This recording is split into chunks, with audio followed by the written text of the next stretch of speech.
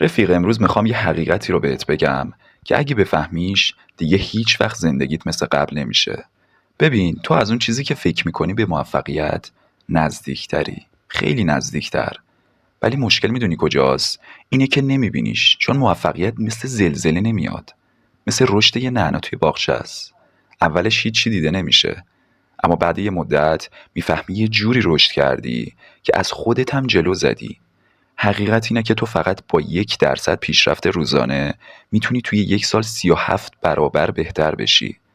و توی این ویدیو دقیقاً قراره بفهمی این 1% چطور کار میکنه و چطور از 99% آدم‌ها جدا میشی.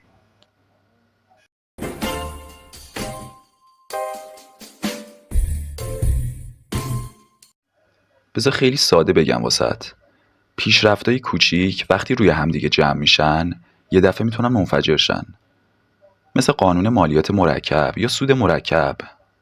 دقیقاً همونه، فقط روی مغز و مهارتات. طبق تحقیقات جیمز کلیر توی کتاب عادتهای اتمی، اگه هر روز 1% بهتر شی، آخر سال 37 تا 78 صدم برابر بهتر میشی. اما اگه هر روز 1% بدتر شی، آخر سال تقریبا 0. این یعنی یه انتخاب کوچیک مثل 5 دقیقه ورزش کردن میتونه سال بعدتو کامل تغییر بده. این بخش خیلی مهمه رفیق. مغز انسان یه بخش داره به اسم آمیگدال که کارش اینه جلوی چیزای ترسناک رو بگیره. برای مغز هر تغییر بزرگ مساویه با خطره. به همین دلیله که رژیم سنگین، باشگاه 1 ساعته یا مطالعه 50 صفحه‌ای بعد چند روز ول میشن. ولی تغییرای کوچیک چی؟ مغز اصلا نمیفهمه. هیچ خطری حس نمیکنه. برای همینه که ادامش میدی. اما بذار با یه مثال ساده بیشتر واسه توضیحش بدم.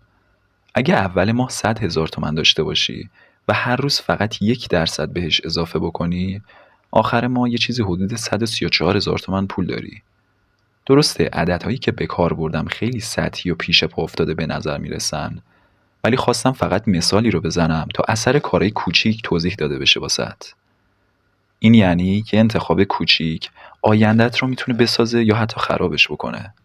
و نکته مهمتر این که 1% درد نداره، ولی نتیجهش دردناک بزرگه.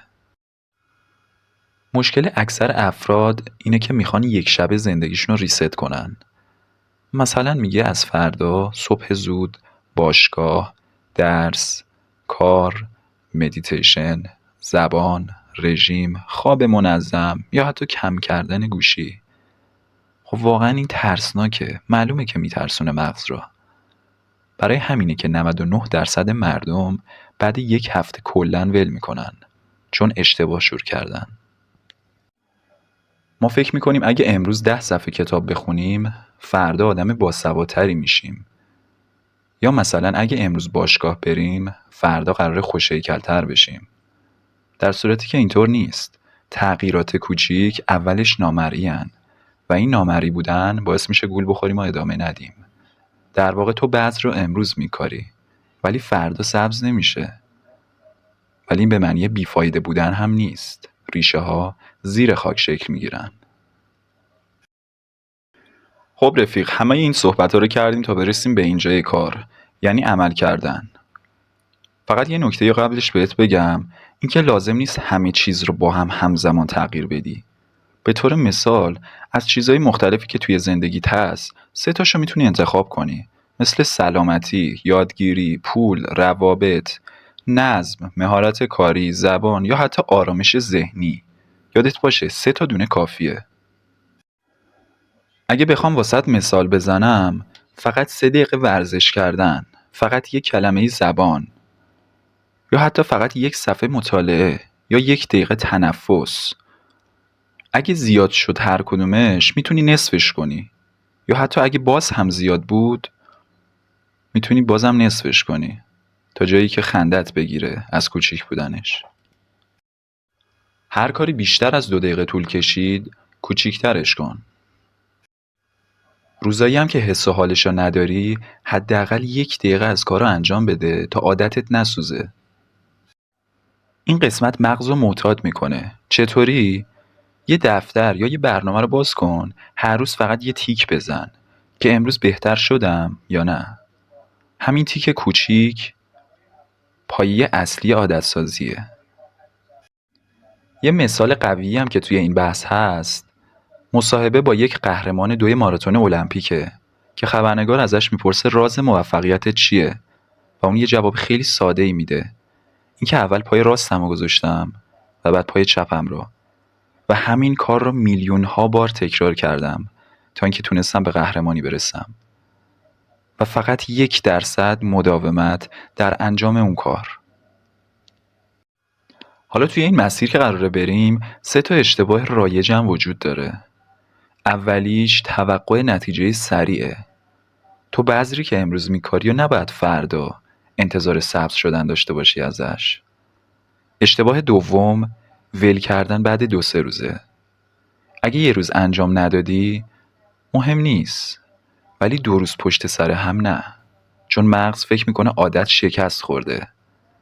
و در نهایت اشتباه سوم مقایسه با بقیه که کشنده ترین اشتباه همینه.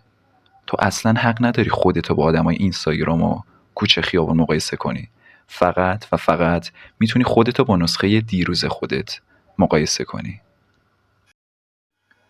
خیلی خلاصه و چکیده اگه بخوام بگم توی این ویدیو چی گذشت، اینه که موفقیت حاصل کارهای عجیب و بزرگ نیست.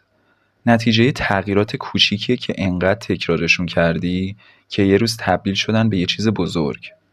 هیچکس یه شبه تغییر نمیکنه، ولی یه روز چشم باز میکنی میبینی که همه اون 1% ها جمع شده و تو رو تبدیل کرده به نسخه‌ای که همیشه آرزوشو داشتی.